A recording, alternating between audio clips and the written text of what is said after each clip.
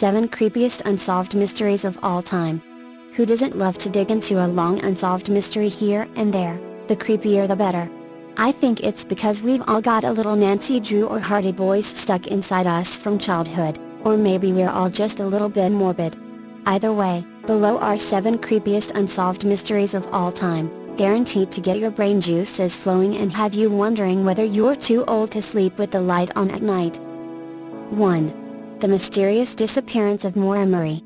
It was a cold February day in 2004, when UMass Amherst student Maura Murray took a spontaneous trip toward the White Mountains. She told no one where she was going when she emptied her bank account, packed up her things, and hit the road. Just as quickly as her road trip started, it abruptly came to an end that evening when Murray crashed her car on a rural New Hampshire street. She has never been seen again. Murray's car was found abandoned on February 9, 2004 in Haverhill, New Hampshire by state police responding to a call by a concerned bus driver. The bus driver came upon the crash, and a seemingly uninjured Murray told him she had called AAA, even though she hadn't, and didn't need his help. The driver left the accident and alerted police when he got home. When police arrived to the scene minutes later, they found the wrecked vehicle, but no sign of the driver. The car's windshield was cracked, the airbags were deployed, the doors were locked, and a box of wine was spilled across the car seat. All of Murray's belongings, except for her debit cards and cell phone, were in the vehicle, and a rag was stuffed inside of the tailpipe. The peculiar scene conjured up many questions. What happened, and why? And where was Murray? 12 years later, authorities still haven't been able to answer those questions. Murray's disappearance has captivated many across the web, spawning endless discussion on her life and what could have happened to her. Did the young woman walk off into the woods and freeze to death? Or, did her bad luck continue that night and lead her into the car of a killer? In order to find answers, internet detectives have analyzed the 21-year-old's personal life. In the months before the accident, Murray was arrested for credit card fraud. She was on probation for the incident when she disappeared, and she also experienced an emotional breakdown while at work days before.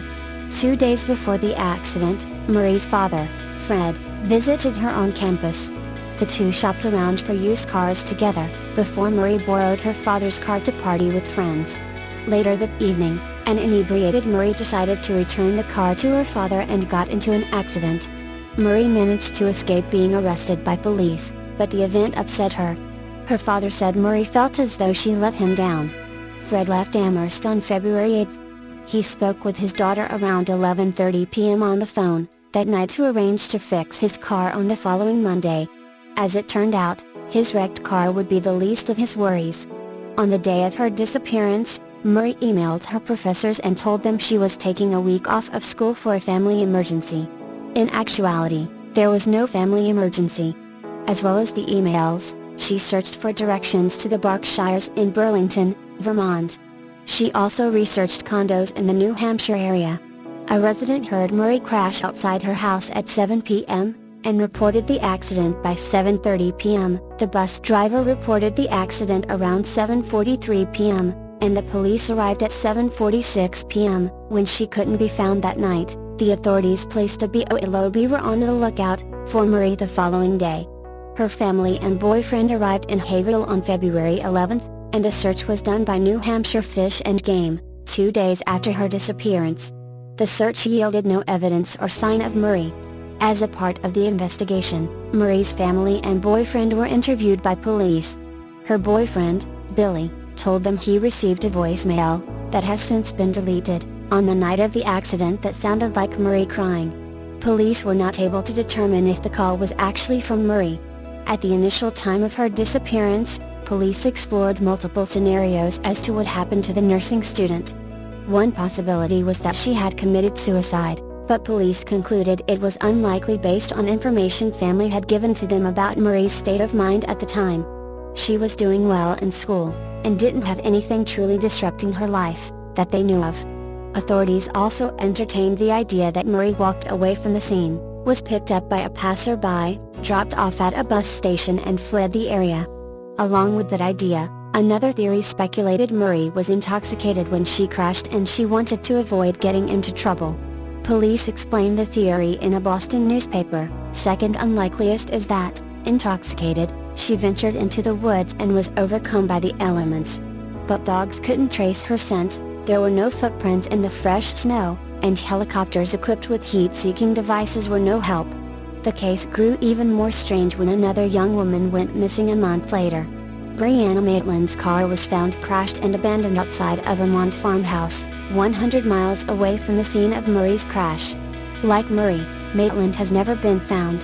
The eerie similarities between the cases prompted some to believe there was a connection between the two. However, police have never confirmed the cases are related. What seemed like a possible lead in Murray's case turned into nothing. It was almost as if Murray vanished into thin air.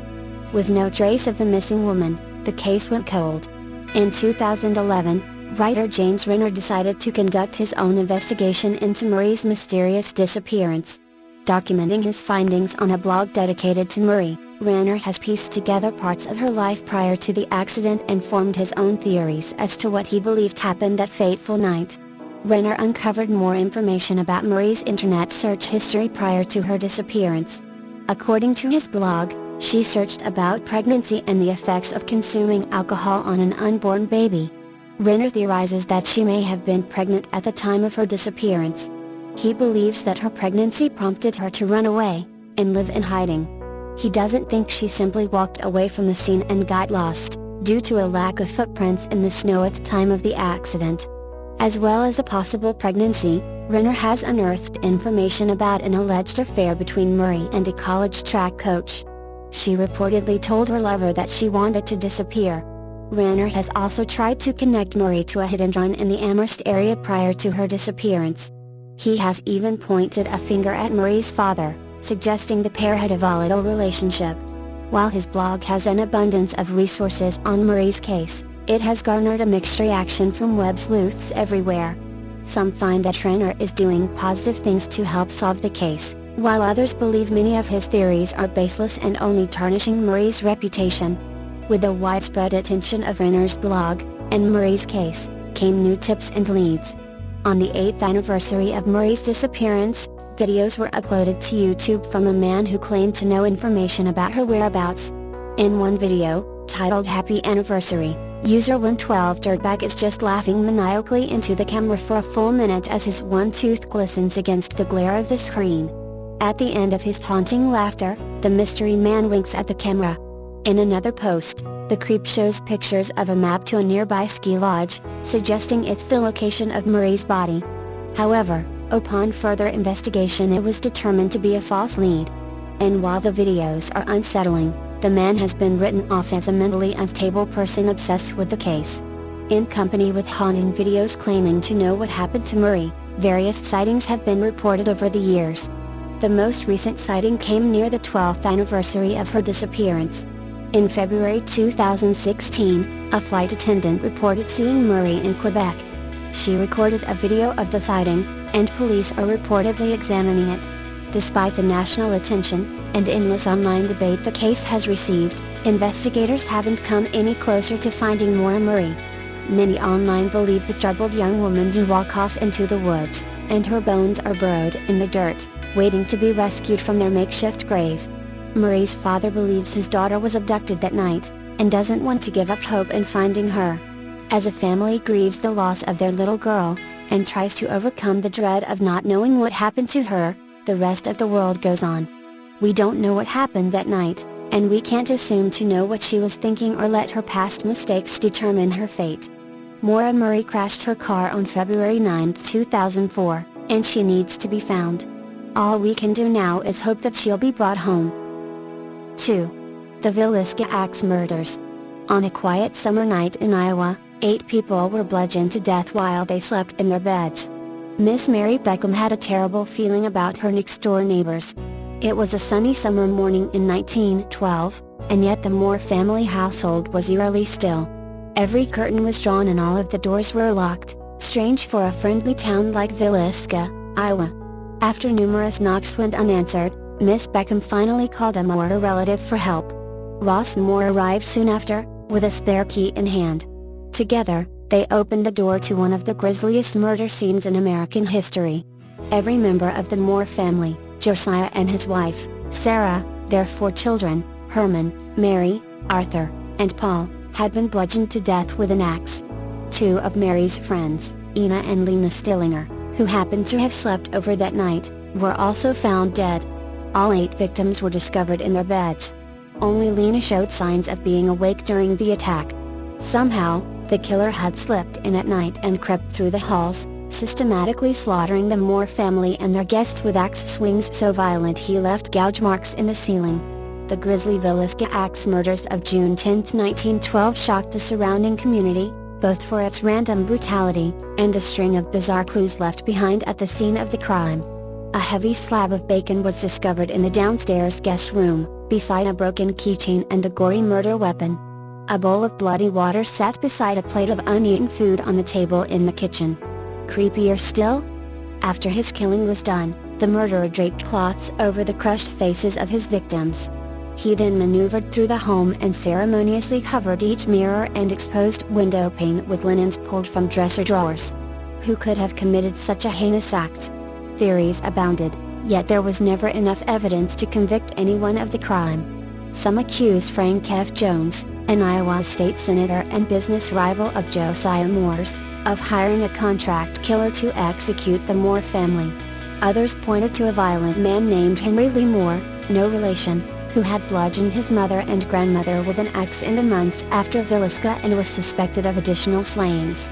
Others still pointed to Reverend George Kelly, a traveling minister who actually confessed to the crime in 1917. Kelly was in Villisca at the time of the killings and even posed as an inspector from Scotland Yard to get a closer glimpse of the murder scene. He was also a rumored sexual deviant who struggled with mental health issues his whole life. Soon after signing his confession, the Reverend recanted. He was tried twice for the killings and eventually cleared of all charges. To this day, the Villisca axe murder case remains open, enticing amateur sleuths around the globe. The grisly tale also attracts tourists with a taste for macabre. The Moore homestead in Villisca is now a museum. For around $500/night, you can even rent the house for a spooky sleepover. 3.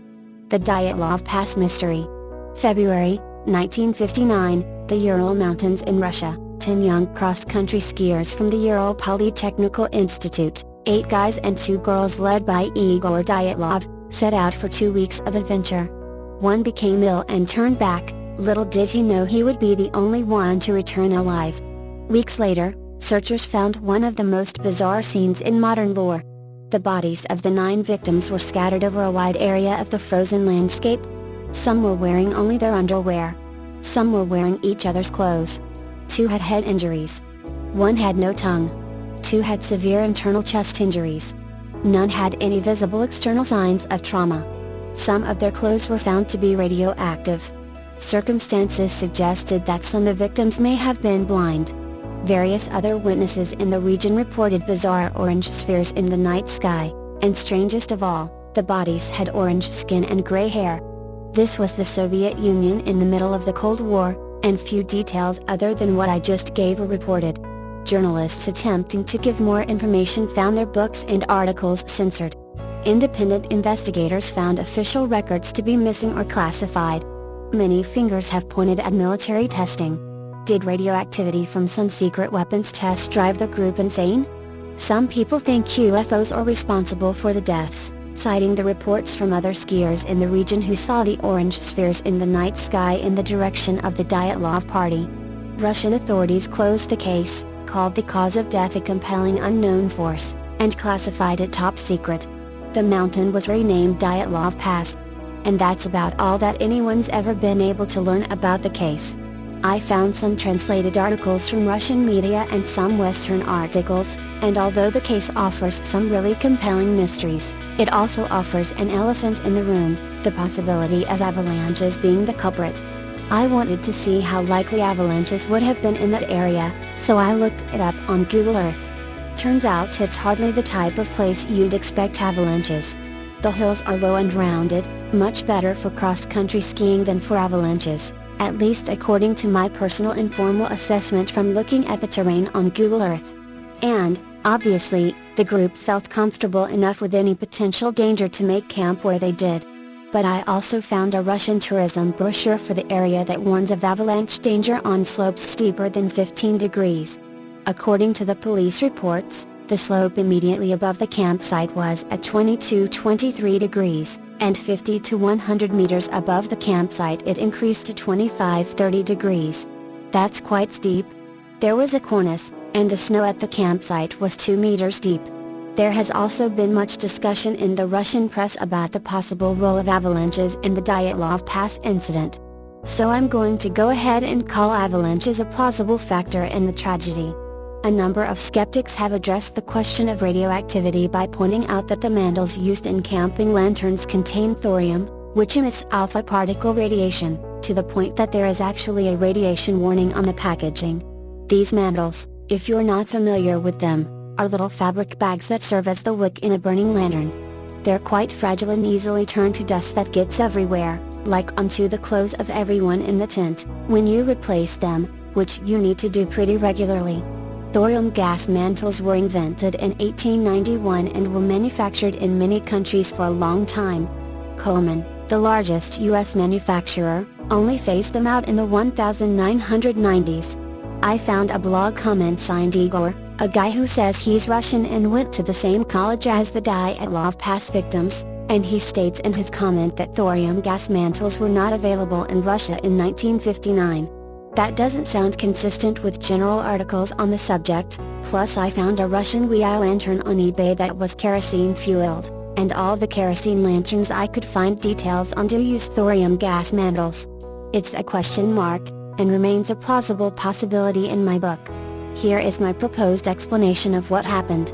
It's wrong, of course, because it's done from my armchair 50 years after the fact and with no first-hand knowledge of the region, but it's completely reasonable and does adequately satisfy the facts as we know them. 9 skiers set up camp in an area with potential avalanche danger, but no more or less danger than would have been found if they set up anywhere else they could have reached before nightfall. Sometime during the night, a loud noise, either from a nearby avalanche, a jet aircraft, or military ordnance, convinced at least 5 members of the group that an avalanche was bearing down on them. They burst out of the tent wearing whatever they happened to be sleeping in and ran. At some point one of them fell and struck his head on a rock. They became lost in the dark and poor visibility, or simply found themselves stranded with their injured friend, and finally built a fire. They quickly got hypothermia and probably shouted themselves hoarse for their friends. 2 of them lost consciousness and the others made a desperation decision, to take what little clothes their 2 unconscious buddies had and risk it all to try and make it back to camp. One made it 300 meters, the second made it 480, and the third a full 630 meters before all 5 were dead from hypothermia. Back at camp, the 4 who didn't panic and run away in the night got dressed, collected provisions, and began to search for their friends. They searched for hours, circling high and low, until at some point either through a slip or just bad luck, they were caught in a real avalanche. During the resulting turmoil, one received a fatal skull fracture, one received 12 broken ribs, and one bit her tongue off, all perfectly plausible injuries during such a traumatic death. Their bodies remained buried until the spring thaw, as is so common with avalanche victims. At the open casket funeral for the first 5 victims, relatives saw the combination of 5 days of winter sunburn in those days before sunscreen, and the mortician's effort to cover up frostbite and a full month of exposure to the elements, and described it as a strange orange color, though others described it simply as a deep tan, which is consistent with reasonable expectations. And who knows what hair would have looked like after all that exposure, and who knows what kind of treatment done by the mortician, so I can't assign too much significance to what amounts to a few anecdotal reports from some funeral attendees, and not even all funeral attendees. Plus I'm quite certain that if UFOs had turned all of their hair really gray, don't you think the Cold War Russian authorities would have had it colored back to normal for an open casket funeral? Their bodies had been exposed outdoors for weeks. Of course they looked terrible. What of the radiation on their clothes? Well, there is at least as much uncertainty about what the Russians were doing with their atomic and thermonuclear weapons in that area in those days, as there is about exactly what type of radiation and how much was found on the Dyatlov Pass victims. Since we don't know anything about either, we can't say that any explanation is inconsistent with what was found. And, the thorium lantern mantle question quite probably makes the entire radiation issue a moot point. Assuming they changed a lantern mantle sometime during the trip, which nearly always has to be done, there's every reason to expect to find low-level alpha radiation on the clothes of anyone who participated. How about those UFO reports? Well, people all around the world report UFOs every day, and whether anything happened to the Dyatlov party or not, it's not especially surprising that skiers in the Ural Mountains saw UFOs that night. What did that have to do with the Dyatlov party? We have a statistically insignificant correlation, with a sample size of 1, and no reason to suspect that one thing had anything to do with the other. Human psychology encourages us to think anecdotally and assume a causal relationship, but for my money, I consider the UFO question irrelevant. Maybe if the UFOs were identified, and known to have some specific physical capability, then we'd have something to talk about. The Russian newspaper reports stating that the victims may have been blinded appears to be pure speculation, based only on 2 observations. First, that some of them were wearing the wrong clothes, and second, that when they built their campfire they didn't use some dry wood nearby. Is it really necessary to conclude that blindness, ostensibly caused by UFOs, is the most likely explanation for the choice of firewood? 5 panicked young people, underdressed, in sub-zero temperatures in near-zero visibility darkness, were lucky to get a fire built at all. I think we can cut them a little slack on what firewood they were able to find. 4. The mysterious 1945 disappearance of the Sodder children. What truly happened to the 5 Sodder children? A drive to Fayetteville, West Virginia is nothing short of inspiring. Winding roads past dark groves of sycamore and ash that cling to the ridge steps of the Appalachian Mountains. Around one bend, near the community of Hawk's Nest, is a kitschy relic of roadside Americana, the Mystery Hole. Entering Fayetteville itself, you cross the impressive New River Gorge Bridge, a 3,030-foot steel arch that spans the cool waters of the New River. But for decades, travelers coming into Fayetteville were treated to a far more somber sight, a billboard depicting the photos of 5 children, and a plaintive plea from their parents seeking news about their fates. The official explanation of the disappearance of the Sodder children, Morris, Martha, Louie, Jenny, and Betty, aged 5 to 14, is that they died in a fire that consumed the Sodder family house on Christmas Eve 1945. The alternative explanation entertained by the Sodder parents, the Sodder children who survived the blaze, and an active network of amateur sleuths, is that the children were kidnapped from the burning home as retribution against the family. George and Jenny Sodder were both Italian immigrants, although only George, who immigrated when he was 13, spent an appreciable amount of time in his home country.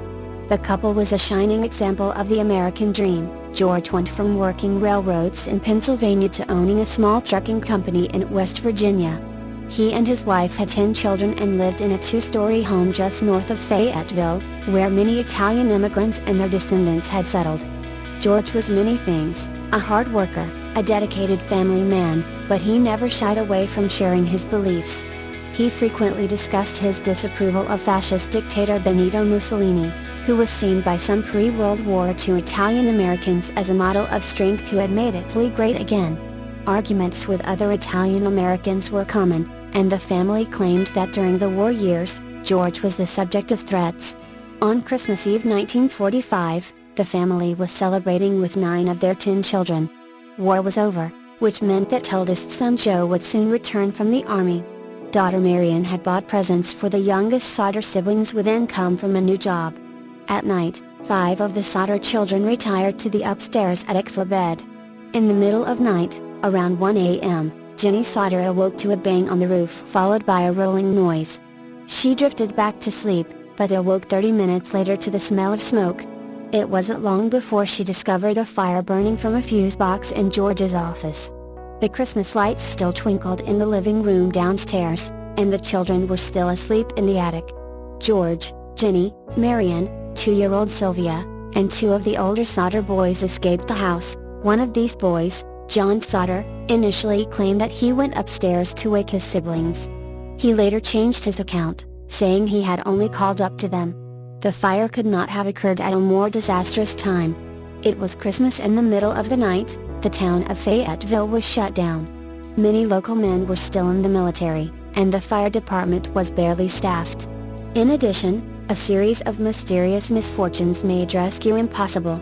A high ladder, usually stored against an external wall, had vanished. The water in the water barrel was frozen and the phone line was down. George Sauter tried to start his trucks, so he could park below the attic window, climb upon the roof and rescue the children. But the engines wouldn't start, despite working fine earlier that week. Desperately, George climbed the walls and broke open an attic window, cutting his arm in the process. Even still, he could not reach the upstairs bedroom. Heartbroken, the Sauter family watched as their house and, they assumed, their 5 children burned through the night. The fire department didn't arrive until 8 o'clock the following morning. One reason for the lateness? Fayetteville's fire chief F.J. Morris, who could not drive his own department's fire truck. A cursory 2-hour examination ensued, even though fire investigations often lasted days, or even weeks. No bones were found, and the Sauters were told their children must have burned away completely.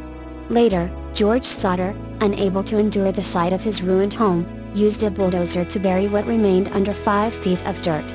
In the coming weeks, the Sauters came to believe their children had, in fact, been kidnapped, perhaps by mafia members, who resented George's anti-Mussolini rants. The missing house ladder was found tossed into a nearby ravine. Investigators concluded the fire was the result of faulty wiring, even though George recently had an electrician rewire the house and the Christmas lights remained on as the fire burned. A nearby hotel owner claimed to have hosted strange lodgers traveling with a set of children. After chatting with a local crematorium employee, Jenny Sauter determined there was no way the children's bones could have been incinerated. The Sauters hired a private investigator, who soon unearthed a shocking lead. Fayetteville's fire chief F.J. Morris had apparently found a heart among the ashes of the house. He secretly packed the heart into a box and then buried it. The tip was initially confessed to a minister, who confirmed the account to George Sauter. When confronted with the accusation, Morris admitted to the story. He took Sauter to the spot where he buried the remains. Indeed, a box was buried in the ground with some flesh inside, but a local funeral director declared it was fresh beef liver that had never been exposed to extreme heat. Many point to this bizarre twist as evidence that Morris was indeed trying to convince the Sauters that their children had died in the fire, throwing them off of the youngsters' true fate.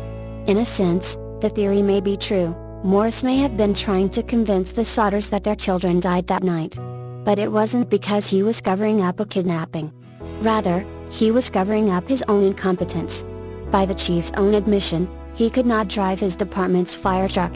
The short 2-hour investigation on Christmas morning was hardly adequate. And George Sauter may well have buried the Sauter children's remains too deeply when he bulldozed dirt over the smoldering ruins of the house. The Sauters themselves never abandoned the theory that their children had been kidnapped. Billboards and advertisements asked after their fates.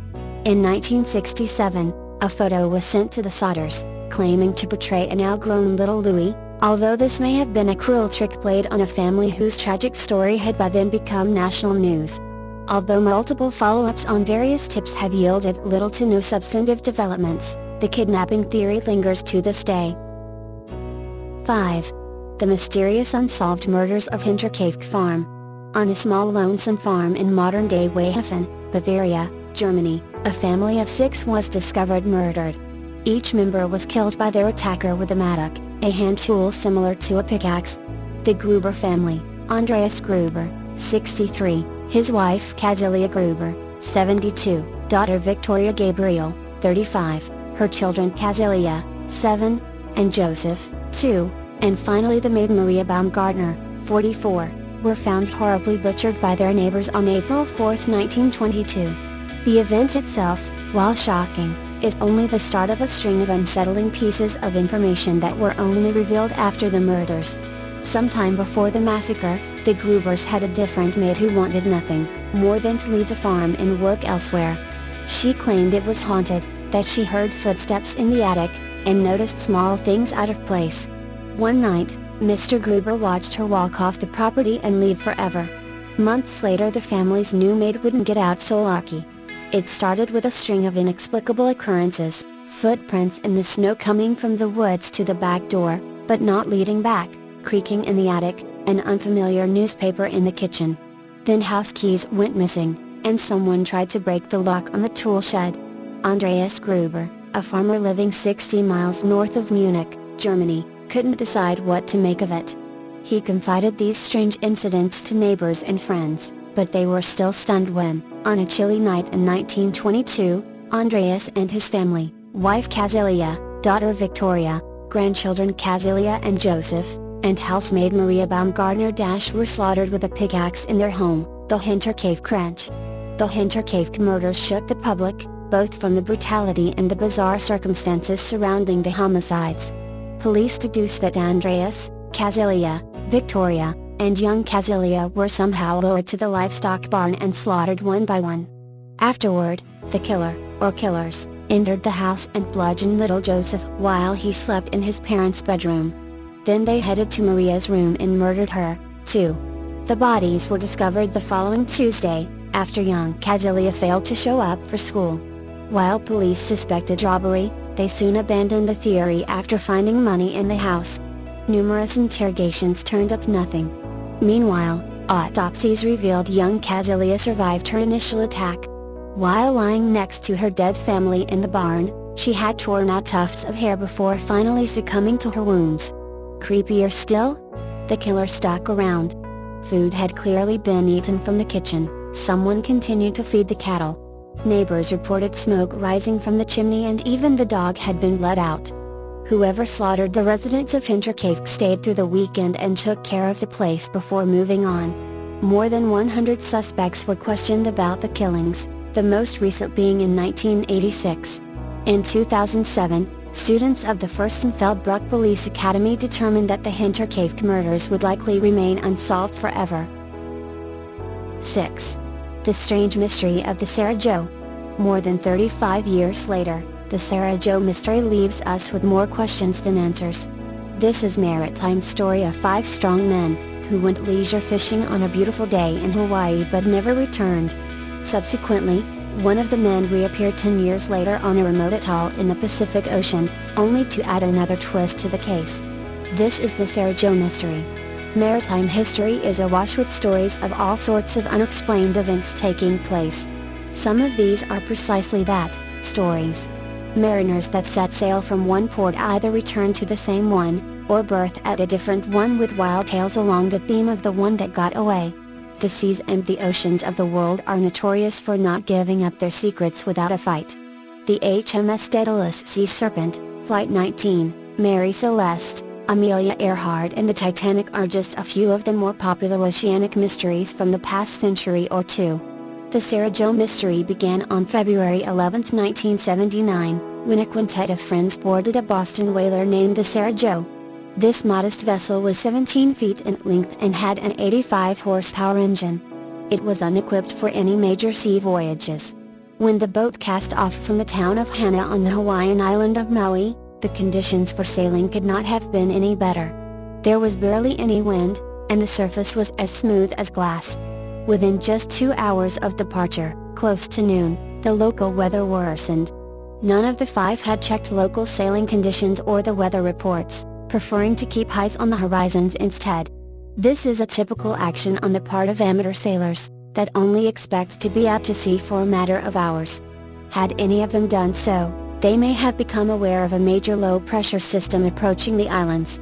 If the storm that hit the town was any indication, then the conditions out at sea must have been horrendous, and wholly unsuitable for even the most expert of sailors. Gale force winds and torrential rain more than likely tossed the boat around like a rag doll. A number of larger fishing vessels managed to make it back to port, and reports suggest that the swells peaked in a height of 40 feet. Even though hope was futile at best, none of the locals and relatives of the missing crew were willing to just sit tight and do nothing. A search of the coastline took place, even though visibility was about as bad as it could get. However, conditions were too rough to search for the route until the storm abated. The Sarah Joe mystery fueled a huge search. On the following day after the disappearance, the Coast Guard recommenced its mission. Over time it grew into a large flotilla of ships, boats and aircraft. For 5 days, the search covered 70,000 square miles of ocean, but they found no trace of the 5 men or the boat. The real problem that the investigators had was that nobody knew in what direction the group went or where they ended up.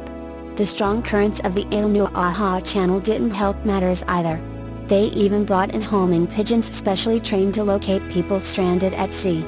Almost a week after the storm, experts concluded that the Sarah Jo wrecked and sank with all hands on board. Family and friends of the missing men weren't so quick to abandon their hopes. They pooled their cash and resources and managed to maintain a search for an extra 3 weeks. Their main focus was on some of the more remote islands in the hope that somehow the boat had made landfall on one of them. No trace of the men, listed below, or the boat could be found. A memorial service was held for the crew, which would go on to become an annual event. Scott Merriman, 27. Benjamin Kalama, 38. Peter Hanchett, 31. Patrick Quosnor, 26. Ralph Malayakini, 27. A decade later, with the search being called off, that might have been the end of things. The public had forgotten about the Sarah Jo mystery. It was just another tragedy in a long list of disappearances at sea. However, a decade later, several of the original search party members were on a routine wildlife mission in the uninhabited islands of the Western Pacific for the National Marine Fisheries Service. The Marshall Islands and the remote Taongi Atoll, aka Bokak Atoll, are approximately 2,200 miles southwest of Hawaii. On September 10, 1988, biologist John Naughton put himself in the middle of this mystery for the second time. While working at Taongi Atoll, he came across an abandoned fiberglass boat on the coastline. He could only determine part of the registration of the boat, but it was enough to ascertain that it came from somewhere in the Hawaiian Islands. Further investigation carried out at the time established that Naughton had solved the mystery of what happened to the Sarah Jo. But that just raised many more questions. There was nothing inside or around the boat itself. They looked for signs of life, notes, or any kind of equipment that might provide clues. However, there were none. Naughton and his team took a moment to decide what to do next, and they decided they would search the surrounding area. Almost immediately, the team made another discovery about 100 yards from the boat. A makeshift cross fashioned from driftwood was sticking out of the top of a shallow grave. Also, a human mandible bone protruded out of the cairn of coral and shingle stones. As they examined the grave closer, they saw blank pieces of paper resting on top of the skeleton.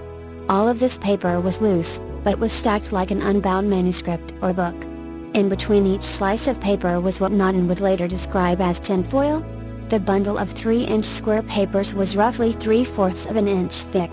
They did not serve any function that the biology team could imagine. The 4 men collectively decided that any further excavation of the grave might be disrespectful. Thus, they took no additional attempts to proceed. Investigators sent the mandible to a forensics lab for testing. Results revealed that the remains were those of Scott Moorman. Several other smaller bones found beyond the gravesite also matched Moorman. They did not find any other remains on the entire islet. The outboard motor from the Sarah Jo remained missing as well. It does seem likely that Moorman and the boat drifted to the area more by luck than judgment. But what about the remaining crew? No trace of them has ever been found. This leads to the obvious question that nobody has yet provided a satisfactory answer to. Who buried Scott Moorman? One of the more plausible theories revolves around an Oriental burial tradition. Chinese traditionally include in a coffin the provision of small pieces of paper or paper money separated by gold or silver foil. These items are interred with the corpse as a means of fortune for the afterlife. This matches the type of burial the researchers found at Taongi Atoll. Hence, it is possible that a fishing boat from either could have come across the deceased or ailing Moorman. If they were fishing illegally, they may have provided him with a proper burial according to their local customs without reporting it. Now the question has to be asked about the remaining 4. Plausibly, the storm took all 4 men. Perhaps this left the unfortunate Scott Moorman alone in the middle of the Pacific with little to no supplies or much hope of rescue. More questions on the Sarah Jo mystery. There is a lot more to the Sarah Jo mystery than the disappearance and reappearance of a single man from 5. The Sarah Jo was not the most sturdy of vessels constructed, and was really only designed for coastal use. How the boat survived one of the worst storms on record, and ended up on a desolate atoll thousands of miles away is quite an accomplishment. Experts that better understand events such as this reckon that the drift time between Hawaii and the Marshall Islands would have been somewhere in the region of 3 months. That in itself does raise a question or two. 4 years before Nam got to the island, another research team landed there and reported nothing out of the ordinary. Witnessing a discarded boat might seem trivial enough to omit it from official reports, but a grave? So where was the boat between leaving Hawaii on February 11, 1979, and 1984 when the original expedition made landfall on the Marshall Islands? The Sarah Jo mystery endures. 7. The missing lighthouse keepers. On the 26th of December 1900, a small ship was making its way to the Flannan Islands in the remote Outer Hebrides. Its destination was the lighthouse at Eileen Moor, a remote island which, apart from its lighthouse keepers, was completely uninhabited. Although uninhabited, the island has always sparked people's interest. It is named after Street Flannan, a 6th century Irish bishop who later became a saint. He built a chapel on the island, and for centuries shepherds used to bring over sheep to the island to graze but would never stay the night, fearful of the spirits believed to haunt that remote spot. Captain James Harvey was in charge of the ship, which was also carrying Jasbeth Moore, a replacement lighthouse keeper. As the ship reached the landing platform, Captain Harvey was surprised not to see anyone waiting for their arrival. He blew his horn and sent up a warning flare to attract attention. There was no response. Joseph Moore then rowed ashore and ascended up the steep set of stairs that led it up to the lighthouse. According to reports from Moore himself, the replacement lighthouse keeper suffered an overwhelming sense of foreboding on his long walk up to the top of the cliff. Once at the lighthouse, Moore noticed something was immediately wrong. The door to the lighthouse was unlocked, and in the entrance hall 2 of the 3 oil-skinned coats were missing. Moore continued onto the kitchen area, where he found half-eaten food and an overturned chair, almost as if someone had jumped from their seat in a hurry. To add to this peculiar scene, the kitchen clock had also stopped. Moore continued to search the rest of the lighthouse, but found no sign of the lighthouse keepers. He ran back to the ship to inform Captain Harvey, who subsequently ordered a search of the islands for the missing men. No one was found. Harvey quickly sent back a telegram to the mainland, which in turn was forwarded to the Northern Lighthouse Board headquarters in Edinburgh. The telegraph read, "A dreadful accident has happened at Flannan's. The 3 keepers, Duckett, Marshall and the occasional have disappeared from the island. On our arrival there this afternoon no sign of life was to be seen on the island. Fired a rocket but, as no response was made, managed to land Moore, who went up to the station but found no keepers there. The clocks were stopped and other signs indicated that the accident must have happened about a week ago. Poor fellows, they must have been blown over the cliffs, or drowned trying to secure a crane or something like that. Night coming on, we could not wait to make something as to their fate. I have left Moore, MacDonald, buoy master and 2 seamen on the island to keep the light burning until you make other arrangements. Will not return to Oban until I hear from you. I have repeated this wire to Muirhead in case you are not at home. I will remain at the telegraph office tonight until it closes, if you wish to wire me." A few days later, Robert Muirhead, the board's superintendent who both recruited and knew all 3 men personally, departed for the island to investigate the disappearances. His investigation of the lighthouse found nothing over and above what Moore had already reported. That is, except for the lighthouse's log. Muirhead immediately noticed that the last few days of entries were unusual. On the 12th December, Thomas Marshall, the second assistant, wrote of severe winds the likes of which I have never seen before in 20 years. He also noticed that James Duckett, the principal keeper, had been very quiet and that the third assistant, William MacArthur, had been crying. What is strange about the final remark was that William MacArthur was a seasoned mariner, and was known on the Scottish mainland as a tough bowler. Why would he be crying about a storm? Log entries on the 13th December stated that the storm was still raging, and that all 3 men had been praying.